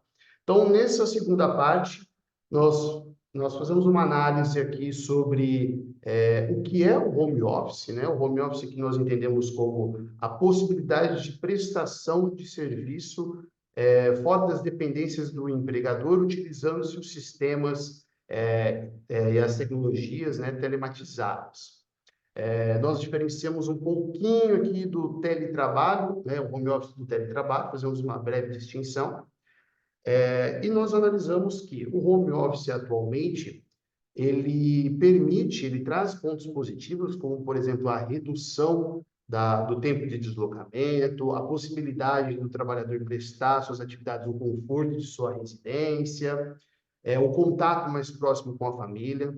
Entretanto, ele também gera impactos negativos, como, por exemplo, a confusão e a mistura entre ambiente de trabalho e local de lazer. E isso para o cérebro é muito nocivo, né? O cérebro não entende o momento de descansar e o momento de trabalhar, porque o ambiente é o mesmo. Isso gera, então, por exemplo, estresse, depressão e até mesmo chegando à síndrome do esgotamento profissional, síndrome de burnout. E também as pesquisas relataram, né, que a queixa dos funcionários em relação, principalmente, à violação do direito de desconexão, permanecer em contato com o trabalho de modo mais incisivo, e a própria cobrança dos trabalhadores, isso foi muito curioso, de se mostrar mais produtivo dentro de sua residência. Então, eles se cobraram, mas mais ainda, né, por pensar o seguinte: poxa, não estou ali na empresa, estou na minha casa, então eu preciso mostrar para o meu empregador que eu estou mais produtivo. E o terceiro ponto, nós fazemos uma breve análise sobre os aspectos regulamentares do home office e a proteção da saúde mental. E aqui nós fiz uma breve comparação com a legislação portuguesa, que foi a primeira legislação dentro da União Europeia que trouxe o tratamento do teletrabalho. E aí a gente traz, então, uma análise trazendo mais para o Brasil, que nós chegamos ao seguinte entendimento: o Brasil ele tem uma regulamentação tímida do teletrabalho. Diferenciamos um pouquinho sobre teletrabalho e home office, mas a gente, em razão a legislação brasileira coloca tudo no mesmo balaio, home office e teletrabalho, então nós utilizamos a legislação do teletrabalho aqui para fazer essa análise. Então, ele traz um aspecto tímido, ela é incisiva em relação aos pontos formais, tem que ter previsão em contrato, tem que ter, enfim, não dispensou o controle de jornada. Isso se tornou mais incisivo com o advento da pandemia, em que as empresas foram obrigadas, né, de certo modo, a flexibilizar e colocar os trabalhadores em home office. mas ainda nós sentimos que falta uma regulamentação mais sólida, justamente para proteger a saúde mental do trabalhador e proteger o direito à desconexão. E aí é que vem o grande desafio hoje do direito do trabalho. Como que o empregador ele vai fiscalizar, por exemplo, o cumprimento da NR17, que traz sobre a ergonometria, na casa do trabalhador? Como que fica a questão da responsabilidade do desenvolvimento de uma doença ocupacional pelo home office, né? Como que a empresa vai fiscalizar o cumprimento de todas as normas de higiene e segurança do trabalho dentro da residência? Então, esse, no nosso entender, é um desafio da Justiça do Trabalho, do Direito do Trabalho, de resolver esses apontamentos. E a legislação brasileira, ela não traz, né? Ela traz de forma muito tímida esses aspectos e, além do mais, ela delega aos sindicatos essa missão de trazer normas, através das convenções coletivas, das negociações coletivas, aspectos para fiscalização e segurança dos trabalhadores no que refere à saúde mental dos trabalhadores. E nós entendemos que os sindicatos, que aí foi justamente o objeto foi mais aprofundado na minha dissertação de mestrado, os sindicatos hoje não possuem uma condição de fazer esse monitoramento. Ainda mais com o advento da reforma trabalhista, que minou boa parte da força sindical. Hoje os sindicatos não têm essa força e essa propriedade de estabelecer uma negociação coletiva clara, firme em proteção aos trabalhadores e de fiscalizar o cumprimento dessas normativas. Essas as minhas considerações, agradeço desde já a atenção de todos. Obrigado. Obrigada, João. Mais um artigo com um tema super atual, que enfrenta a questão dos desafios vivenciados pelo direito do trabalho na nossa atualidade. Essa questão dos trabalhadores que trabalham, vou também usar a palavra aqui, teletrabalho, mas de forma genérica, todos aqueles que trabalham por meio de equipamentos de tecnologia de informação e de comunicação, é uma situação complexa, porque além da questão mental, tem a questão física, como, por exemplo, o trabalho diante de uma tela de computador durante 8 horas seguidas, sem que seja, às vezes, um ambiente adequado, com uma luz adequada. Isso, sem falar da questão da ergonomia que você mencionou. Realmente, pelo que eu me recordo, existem algumas normas que determinam ao empregador de prestar um treinamento e prestar informação, mas, como nós sabemos, grande parte dos trabalhadores no Brasil, infelizmente, às vezes não tem condições de ter um local adequado. E mesmo que haja um treinamento, se a empresa eventualmente não puder fiscalizar, pode ser que esse empregado acabe, enfim, sofrendo algum tipo de problema de saúde. É uma questão bem complicada, porque também fazer esse controle dentro da casa do empregado acaba tendo outros tipos de problema, como a questão da privacidade, como a questão de, dependendo da situação do empregador, não poder fazer, se ele está em outro local. Hoje nós temos empregados que estão em outros países, inclusive, trabalhando para o regime de teletrabalho, então é um tema bastante interessante. Vou passar a palavra para o professor Marco Villatori. É extremamente instigante, né? Comentado, vindo lá com inciso 3 do artigo 62, dizendo que o teletrabalhador não tem direito à hora extra, não é fácil, ainda mais com esse controle efetivo que muitos empregadores fazem. A questão do acidente de trabalho dentro da residência, né, também é outro, e já tem jurisprudência nesse sentido também. Então, algo que nós sabemos, né, muitos trabalhadores não voltaram à parte física, estão trabalhando de suas residências.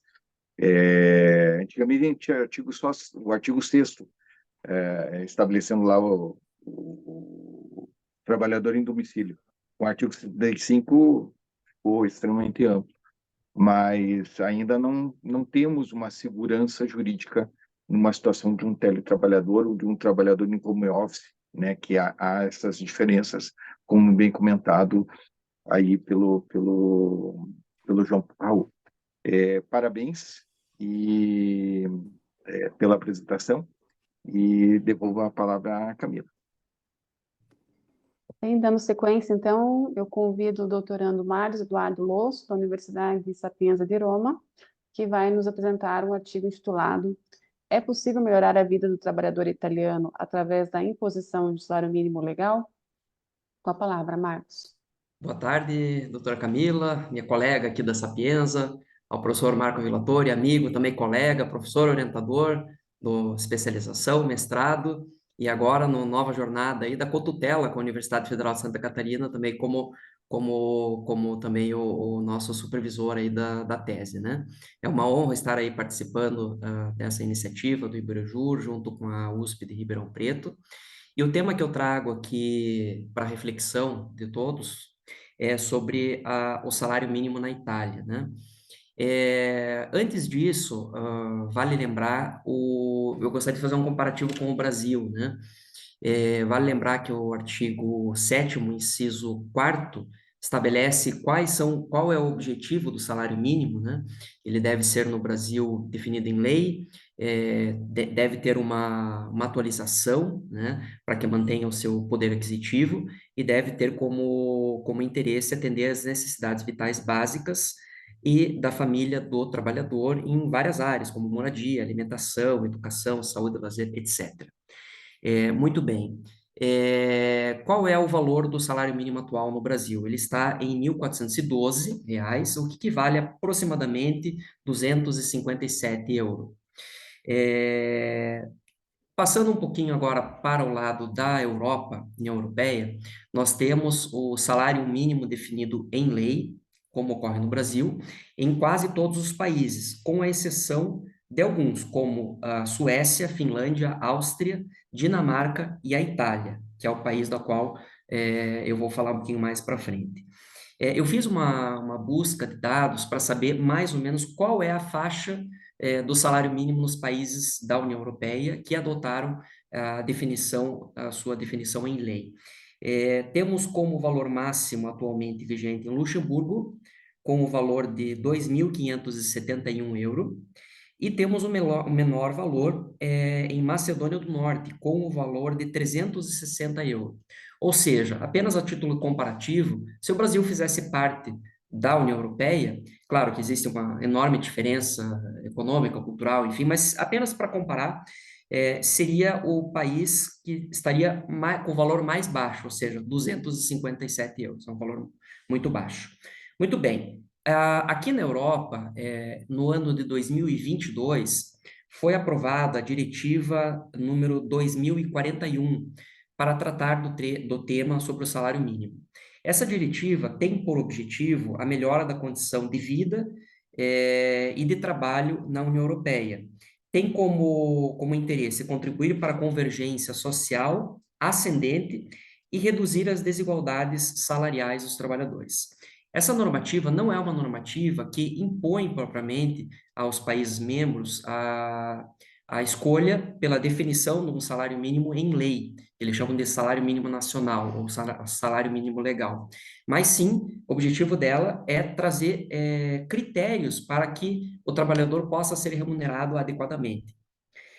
Temos aqui, por exemplo, eu destaquei alguns artigos dessa normativa, como, por exemplo, o artigo 4º, que, além da possibilidade dos Estados membros poderem fixar o salário mínimo em lei, ele fomenta a negociação coletiva, dizendo que as negociações devem promover a criação e o reforço da capacidade dos parceiros sociais, ou seja, dos sindicatos, dos trabalhadores e das empresas, de participarem na negociação coletiva, promovendo negociações construtivas em pé de igualdade. Basicamente, esse é o recado do artigo 4º. Também temos aqui uma outra previsão nesse mesmo artigo 4º, que se o Estado-membro não tem uma taxa de cobertura por negociação coletiva superior a 80%, esse Estado-membro deve criar condições favoráveis a negociação coletiva, ou seja, deve criar um plano de ação para promover e fomentar a negociação coletiva, objetivando aumentar o número de trabalhadores que estão abrangidos pelas negociações coletivas. Ou seja, como eu falei inicialmente, a normativa, essa diretiva da União Europeia, que não é obrigatória, ela prevê a possibilidade de fixação do salário mínimo legal ou a possibilidade de fixação por intermédio de negociação coletiva. Essa mesma normativa prevê também critérios de atualização, especificamente para o caso do salário mínimo legal, ou seja, aquele definido por lei. Diz aqui, por exemplo, que deve-se considerar o poder de compra, a taxa de crescimento de cada país, tem uma série de critérios. Também a normativa fala de critérios de acompanhamento de sua aplicação. Diz aqui que os Estados-membros devem comunicar à Comissão de 2 em 2 anos a respeito da taxa de evolução da cobertura de negociação coletiva e no que tange aos salários mínimos nacionais, ou seja, os definidos por lei, o nível do salário mínimo nacional e a porcentagem de trabalhadores por ela abrangidos. Tenho aqui também, trazendo agora um pouco a discussão para a Itália, que é o objetivo propriamente do artigo, né? A Itália aqui tem passado, principalmente após aí, o segundo semestre do ano passado, uma calorosa discussão a respeito da implementação ou não do salário mínimo legal.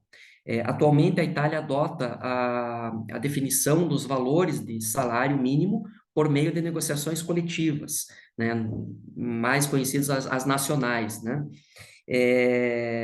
O que diz a Constituição italiana sobre isso? Artigo 36 fala que o trabalhador tem direito a uma retribuição proporcional à quantidade e qualidade do seu trabalho, que seja suficiente para garantir para si e para sua família uma existência livre e digna. Mas, diferentemente da Constituição brasileira, não fala que deve ser um salário definido em lei.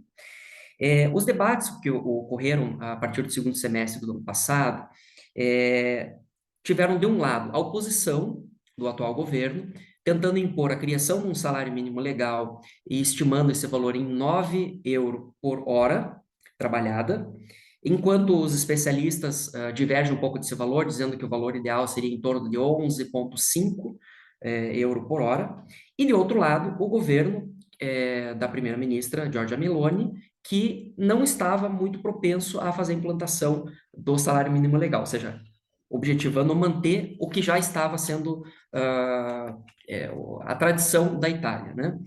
Esse mesmo governo da primeira-ministra Giorgia Meloni solicitou ao CNEL, que é um órgão que chama-se Conselho Nacional de Economia e Trabalho, um órgão constitucional italiano, encomendou um estudo para que fizesse uma abordagem dessa temática. Quais são os aspectos envolvidos, se valeria a pena a adoção de um salário mínimo nacionalmente unificado, nacional, quero dizer, legal, né?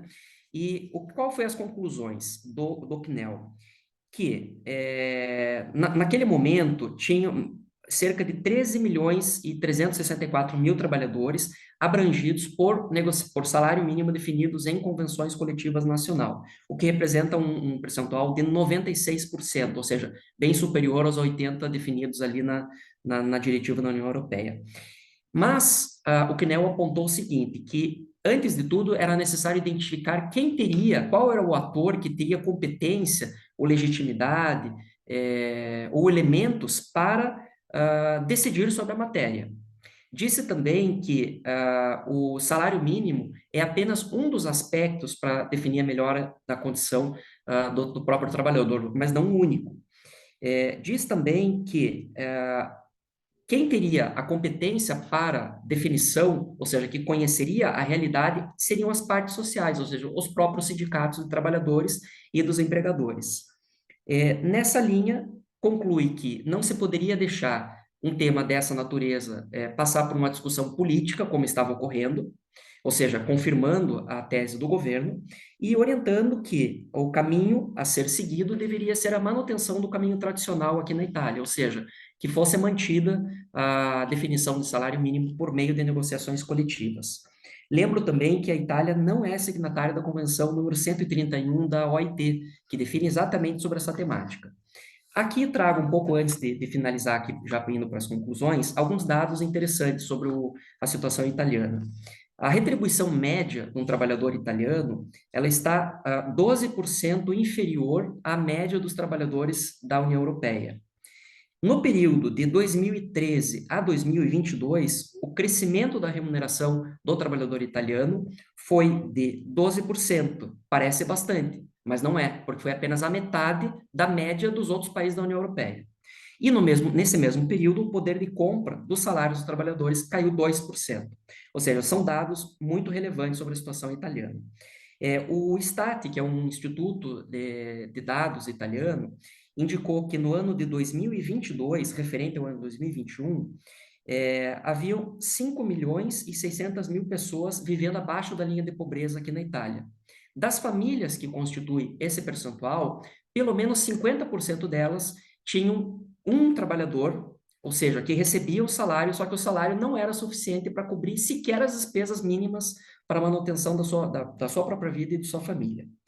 Aí eu trago novamente o título, para chegar à conclusão, o título do meu artigo aqui, que é possível melhorar a vida do trabalhador italiano através da imposição de um salário mínimo legal? A conclusão que eu cheguei aqui foi a seguinte, que a Itália é um país muito tradicional, é muito difícil a mudança de paradigmas. Acho pouco provável que consiga impor um salário mínimo legal. E se houver a imposição de salário mínimo legal, ele provavelmente vai ficar abaixo do que realmente é necessário. Penso eu que, a minha conclusão aqui do artigo é que poderia-se usar a diretiva 2041 de 2022, que inclusive entra em vigor agora, a partir do dia 15 de novembro de 2024, efetivamente, né? Ela poderia ser usada como uma forma de fortalecer a negociação sindical. Por exemplo, existe um artigo, como eu mencionei, de atualização do valor do salário mínimo, mas esse artigo na diretiva fala apenas do salário mínimo legal. Quem sabe esse artigo poderia ser usado para fortalecer as negociações coletivas para a melhora das condições dos trabalhadores italianos. Então, essa é a conclusão que eu cheguei no meu artigo. Agradeço novamente a oportunidade e saúdo a Camila e o professor Marco Villatori. Muito obrigada, Marlos. Apresentação impecável. O tema também é bem interessante. Na verdade, poucas pessoas sabem que a Itália tem essa peculiaridade em comparação com os países da União Europeia, que não existe uma lei nacional estabelecendo o salário mínimo. Eu acho que, justamente por conta do movimento histórico, social, cultural da Itália, os sindicatos têm uma grande relevância aqui. Enfim, eles fazem até bem o papel deles de negociação, mas realmente existe essa questão com relação à desigualdade dos salários da Itália com os demais países da União Europeia. Então, realmente é necessária uma intervenção. Eu acho que a solução que você apontou ali ao final do seu artigo é bastante interessante. Eu vou passar a palavra para o professor Marco Villatori. Obrigado, Camila. Parabéns, Marlos. Realmente é um tema extremamente gigante, né? Ainda mais de um país em que, em 1947, finalzinho de 47, daí publicado no início de 48, a Constituição, no artigo 1º, ela traz que a Itália é uma república democrática baseada no trabalho, né? Então, mais importante do que isso, e chegar a esse ponto de você não ter uma fixação de um valor mínimo, apesar de que não está tão em confronto com o resto da União Europeia, mas é preocupante, né? Poderia se pensar, não agora num governo de direita, mas poderia pensar em aproveitar a diretiva, não precisa ratificar a diretiva agora, mas aproveitar em algum tempo essa possibilidade de fixar aí um parâmetro, pelo menos, que se possa igualar, porque a gente está falando de não ter fronteiras na União Europeia, né? E que atrativo que se tem com relação à vinda de outros trabalhadores de outros países, Estados-membros, para dentro da Itália, né? Então, parabenizo e agradeço, né, por lembrar dessa parte também que ocorre na Itália. Obrigado. Passo a palavra novamente, Camila. Obrigada. Então, dando sequência ao nosso painel, eu convido a pesquisadora Mariana Felipe e a Suzana Souza Machado, que apresentarão o artigo denominado O Consentimento. Algumas questões a propósito das declarações do trabalhador. Bom dia a todos. É para mim um gosto participar no 6º Seminário Internacional de Direito Anual. Eu sou a Mariana Filipe e a minha orientadora é a doutora Susana Machado. E o tema do meu artigo é o consentimento. Algumas questões a propósito das declarações do trabalhador. Para acompanhar a minha apresentação, eu trouxe um PowerPoint e gostaria de saber se posso compartilhar a tela. Ok? Pode sim.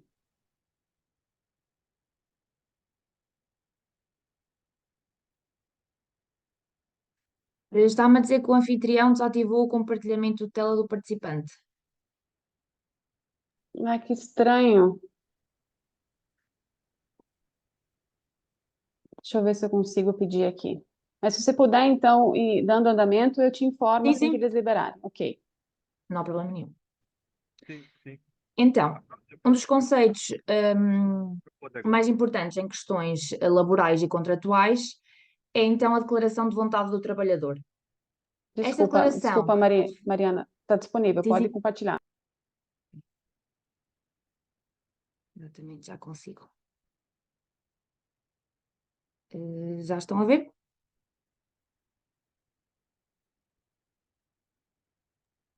Já, Mariana. Okay. Então, um dos conceitos mais importantes em questões laborais e contratuais e também para o tema em análise é então a declaração de vontade do trabalhador. Esta declaração refere-se à expressão livre e consciente da vontade dos trabalhadores no ambiente de trabalho. Assim, o ordenamento jurídico protege a vontade humana, já que é essa vontade que nos distingue dos outros seres e nos impõe a responsabilidade pelas consequências dos nossos atos. Ora, a declaração de vontade constitui um requisito essencial para a existência do negócio jurídico. Por sua vez, o negócio jurídico é definido comumente como o facto jurídico voluntário, cujo núcleo essencial é integrado por pelo menos uma declaração de vontade, tendente à produção de determinados efeitos práticos que se pretende que sejam então juridicamente vinculantes. Tais declarações de vontade, por sua vez, são integradas por dois elementos. Um elemento externo, que se traduz na declaração propriamente dita, e um elemento interno, que consiste na vontade que é expressa pela declaração exteriorizada. Normalmente, o elemento interno, ou seja, a vontade, e o elemento externo da declaração, a declaração propriamente dita, coincidem. No entanto, pode haver casos em que, em vez da desejável sintonia, ocorre uma divergência entre a vontade e a declaração. Noutras hipóteses, apesar da vontade e da declaração não divergirem, a vontade foi formada de um modo que não é natural. Assim, se ocorrer um vício, está em causa o lado interno da declaração, o que resultou numa deformação da vontade durante o seu processo de formação, ou seja, não existe aqui qualquer divergência entre a vontade e a declaração. O que sucede é que a vontade viciada diverge da vontade que o declarante teria sem essa deformação. Assim, o negócio jurídico só poderá operar em pleno enquanto manifestação de duas vontades livres e esclarecidas, se as mesmas tiverem sido obtidas exatamente dessa forma, sem quaisquer deformações provindas de influências externas. Ora, passamos então à análise do consentimento do trabalhador no contexto da proteção de dados. Ora, nos dias de hoje, a evolução da sociedade interligada ao rápido avanço tecnológico e à globalização torna a informação o bem jurídico mais valioso, sendo responsável por grandes transformações no processo produtivo e nas relações de trabalho. Ora, a crescente facilidade de acesso, de identificação e de divulgação de dados aos trabalhadores trouxe vantagens a partir da possibilidade de interconexão de informações. Isto permitiu que várias instituições utilizassem os dados pessoais numa escala sem precedentes no exercício das suas atividades, com o principal objetivo de conferir uma maior eficácia aos serviços públicos ou privados. Ora, no entanto, e na decorrência dessa mesma liberdade de utilização dos dados, tornou-se essencial um quadro de proteção de dados sólido e mais coerente na União Europeia, apoiado por uma aplicação rigorosa das regras. Assim, foi criada então a Diretiva 95, de 24 de outubro, para proteger as pessoas relativamente ao tratamento e livre circulação de dados. E também, nesta sequência, o grupo de trabalho do artigo 29 foi formado por esta mesma diretiva e contribuiu com muitos estudos sobre o assunto. Neste sentido, o Regulamento Geral da Proteção de Dados visa garantir que os dados pessoais dos trabalhadores sejam mais protegidos quando usados por grandes empresas e serviços da sociedade de informação. Embora o regulamento não dissemine de maneira metódica o conteúdo do direito à proteção de dados, de acordo com as suas diretrizes e orientações jurisprudenciais, podemos concluir que o direito à proteção de dados consiste em dois elementos principais. Primeiramente, o direito a decidir e a consentir sobre a coleta e o uso dos dados e também o direito a obter informações precisas sobre como serão tratados esses dados pessoais. Neste sentido, e para podermos determinar se o consentimento do trabalhador é fundamento válido para o tratamento de dados, é essencial, primeiramente, percebermos as principais características da relação laboral, uma vez que essas mesmas características podem acabar por influenciar a legitimidade do consentimento como base para o tratamento de dados. Assim, o contrato de trabalho tem como objeto a prestação de uma atividade e como elemento típico e distintivo a subordinação jurídica do trabalhador, consubstanciada então no poder do empregador, conformar através de ordens, diretivas e instruções a prestação a que o trabalhador se obrigou. Ora, o consentimento do trabalhador como fundamento para o tratamento de dados está diretamente relacionado com a declaração de vontade, tal como podemos comprovar pela análise do artigo 4, número 1 do RGPD, que prevê que o consentimento do titular dos dados deverá ser dado mediante um ato positivo e claro, que indique uma manifestação de vontade livre, específica, informada e inequívoca de que o titular dos dados consente no tratamento dos dados que lhe digam respeito, como, por exemplo, mediante uma declaração escrita, em formato eletrónico ou uma declaração oral. Ora, é precisamente essa liberdade de manifestação de vontade que se mostra muitas vezes limitada ou condicionada por amarras diversas e difíceis de soltar, como acontece precisamente em matéria laboral. Neste seguimento, diz-nos o grupo de trabalho do artigo 29 que para a proteção de dados é necessário ter um elemento livre, uma verdadeira escolha e também um controlo para o titular dos dados. No mesmo sentido, prevê o RGPD que não se deverá considerar que o consentimento foi dado de livre vontade se o titular dos dados não dispuser de uma escolha livre, se sentir coagido a dar esse consentimento ou não puder recusar nem retirar o consentimento sem se sentir prejudicado. Ora, um dos requisitos para a liberdade de manifestação de vontade traduz-se exatamente na obrigatoriedade das partes envolvidas terem de estar em posições paritárias. Isto é, deverão as partes estar posicionadas entre si, sem que exista então um exercício de autoridade, de pressão, coação, prejuízo eventual ou uma obrigatoriedade na tomada da decisão da prestação de consentimento. Tal como já mencionado, o trabalhador é a parte mais frágil nesta relação e a maioria das vezes depende totalmente da remuneração para se sustentar. Devido a essa dependência económica e à subordinação jurídica resultante da própria relação laboral, é gerada uma situação de desequilíbrio no que toca ao consentimento do tratamento de dados, dos dados pessoais. Neste sentido, afirmam Francisco Coutinho e Graça Muniz que os requisitos do consentimento elencados no RGPD, que já referimos que era a manifestação de vontade livre, específica e informada, são no mínimo pressupostos de difícil concretização no contexto de uma relação de trabalho, onde a autonomia privada do trabalhador se encontra sujeita então ao poder diretivo do empregador, situação que o pode colocar especialmente fragilizado e até incapaz de manifestar a sua verdadeira vontade. Neste seguimento, e tal como advoga o grupo de trabalho do artigo 29, é essa dependência que constitui um obstáculo à possibilidade de caracterizar o consentimento como livre. A realidade é que o fenómeno laboral, como já mencionamos, acarreta uma coação sobre o trabalhador, tendo este medo de que, se recusar o pedido do empregador, sofra efeitos negativos e prejudiciais no local de trabalho e também na sua profissão. A realidade é que numa relação laboral a divergência de opinião é um tema complexo e, nesse sentido, o trabalhador, mesmo que o trabalhador manifeste o seu consentimento de forma expressa e explícita, sempre serão de suscitar algumas dúvidas quanto a essa liberdade de manifestação. Como tal, tem-se entendido que o consentimento no contexto laboral deve ser utilizado apenas em última instância, quando nenhum dos outros fundamentos legais puderem ser invocados e, sobretudo, quando não houver qualquer risco do trabalhador sofrer alguma retaliação ou consequência negativa pela recusa do seu consentimento. Posto isto, é então fundamental fornecer informações aos titulares dos dados antes da obtenção do consentimento para que este possa tomar uma decisão informada, entender o conteúdo daquilo com que está a concordar e exercer o seu direito de retirar esse consentimento caso assim ache. Ora, assim, e em forma de conclusão, se o responsável pelo tratamento não fornecer informações acessíveis, o controlo do utilizador acaba por se tornar ilusório e o consentimento será então um fundamento inválido para o tratamento dos dados pessoais. Termino assim a minha apresentação. Agora não sei se é ir interromper completamente. Já está. Deu certo. Ok, Mariana, muito Obrigada pela obrigada. atenção. Muito obrigada pela sua apresentação.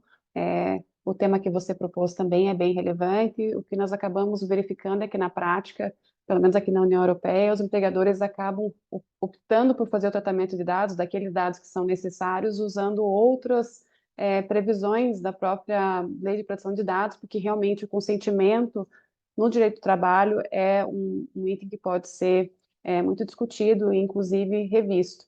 Só queria te mencionar um tema bem interessante. Eu pesquiso sobre o trabalho remoto e, em particular, a aplicação de conflito de leis quando existe um empregado que trabalha num país e presta serviços para uma empresa de outro país. E nessa pesquisa eu tive acesso a uma decisão do Tribunal de Justiça da União Europeia que entendeu que, quando é feito contrato de trabalho, o empregado e o empregador podem estabelecer qual vai ser a lei nacional aplicada.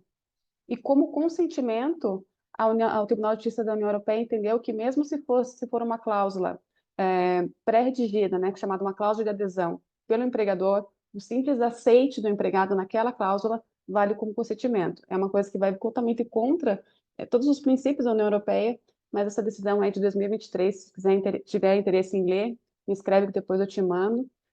Acabou ainda sendo contrário, até acabei escrevendo um artigo sobre isso.